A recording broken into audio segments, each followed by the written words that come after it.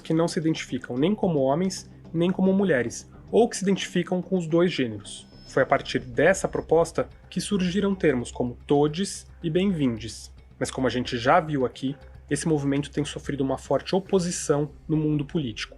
Segundo o jornal Folha de São Paulo, só entre janeiro e março de 2023 foram propostos em órgãos legislativos brasileiros 21 projetos de lei contra a linguagem neutra.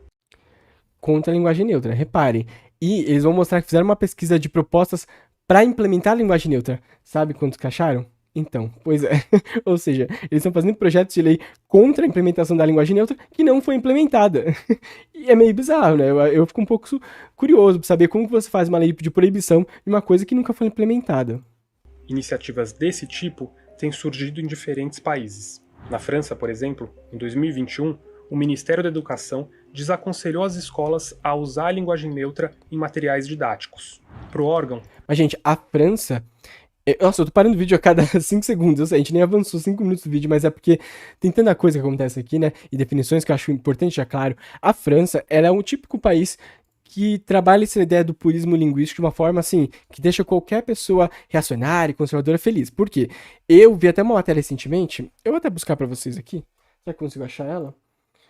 Eu vou buscar pra vocês. É uma matéria que fala que a França proibiu o uso de termos vegetarianos, de comidas tipicamente não vegetarianas, como, por exemplo, hambúrguer, para, por exemplo, produtos vegetarianos. Então, a ideia era que proíbe nomes vegetarianos. Deixa eu ver se eu consigo achar isso aqui. Eu devia ter separado, mas enfim, eu só lembrei agora disso.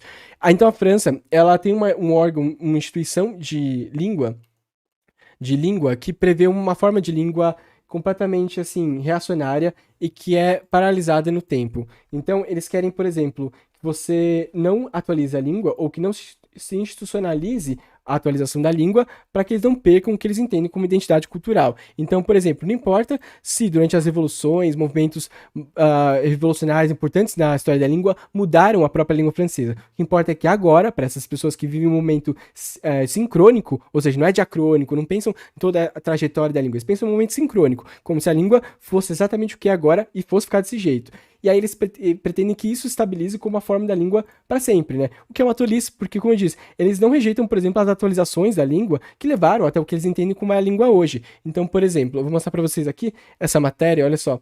França tenta proibir o uso de termos em produtos vegetarianos.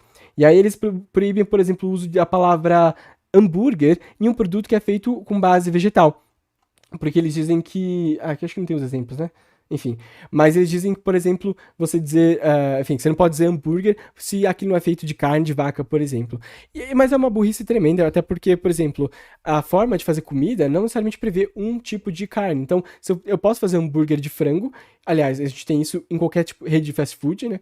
Aí posso fazer um hambúrguer de base de peixe, talvez. Eu posso amassar ali o peixe e fazer um hambúrguer. E a gente tem salsicha de porco, a gente tem salsicha de tantas outras coisas, que é uma burrice querer delimitar o que pode ser considerado ou não. Mas é tipo de carne, vem de animal. As pessoas precisam identificar o produto. E para identificar o tipo do produto e o tipo de uso do produto, se usa o nome hambúrguer. Só puramente para se identificar como usa o produto, entende? E aí eles tentam, nessa tentativa de manter uma certa pureza de língua que não existe, e eles rejeitam só o que é novo hoje, mas o que era novo, por exemplo, em 1848, em 1789, por exemplo, não à toa que eu citei essas datas, né? Revolução Francesa, Revolução Primavera dos Povos, etc. Eles não rejeitam essas mudanças, mas rejeitam as mudanças atuais. O nome disso é conservadorismo, né? É pensar de uma forma sincrônica, ou seja, que só existe o tempo presente e que a língua não está sujeita a mudanças. E aí eles fazem isso com uma forma, talvez, de frear, por exemplo, ou não por isso, mas talvez isso possa incluir, por exemplo, termos estrangeiros. Pensa comigo. Se você tem uma forte imigração de pessoas de outros países, no caso da França, de diversas outras colônias, ex-colônias que eles escravizam até hoje, né, de uma forma ou de outra, quando essas pessoas acabam entrando no país, porque eles incentivam isso, até é o ponto que é interessante, né? E quando foge do controle, eles fazem vista grossa. E aí, quando essas pessoas, por exemplo, trazem inovações linguísticas das suas próprias línguas, será que aquilo, então, será que esse projeto talvez não beneficie, então, quem acha que esses termos estrangeiros, né, não devam entrar na língua? Por exemplo, há uma forte imigração turca na Alemanha, porque ali há diversos turcos, e uma das comidas que agora se tornou uma comida típica da Alemanha é o próprio Döner. Döner, que é, como eu vou mostrar aqui pra vocês, é essa forma de comida aqui, turca, quer ver? E ela simplesmente. Hoje, se você for na Alemanha, os alemães procuram Döner, os estrangeiros procuram Döner, então você vai pra Alemanha, Döner Kebab, né? Que é uma forma de comida, claramente, que não é parte da cultura alemã, vamos dizer assim. Mas que hoje em dia ficou tão comum, ficou em tanto em cada esquina, que as pessoas procuram esse tipo de produto para comer na Alemanha.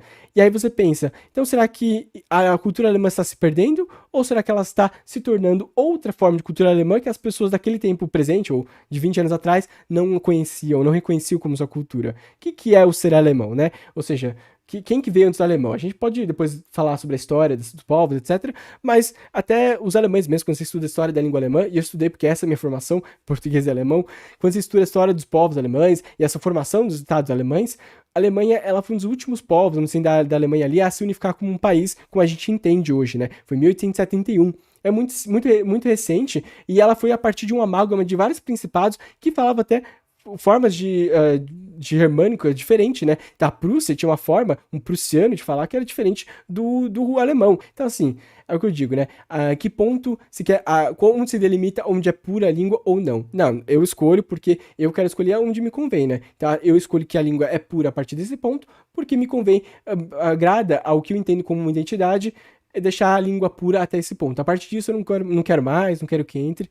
E aí você vê que não funciona assim a evolução da língua, da história, dos povos, né? A complexidade e instabilidade da linguagem neutra constituem obstáculos à aquisição da linguagem e da leitura. O governo de Buenos Aires foi além. Em 2022, as autoridades da cidade proibiram os professores de usar qualquer termo da linguagem neutra nos contatos com os alunos. O órgão E esse contato, por e-mail, usando um arroba, um X ali, era só é marcado muito normalmente nas chamadas, né? A todos alunos com X, com arroba, não é como se ensinasse isso, ou se usasse isso na sala de aula como forma de ensino, como língua de ensino, né?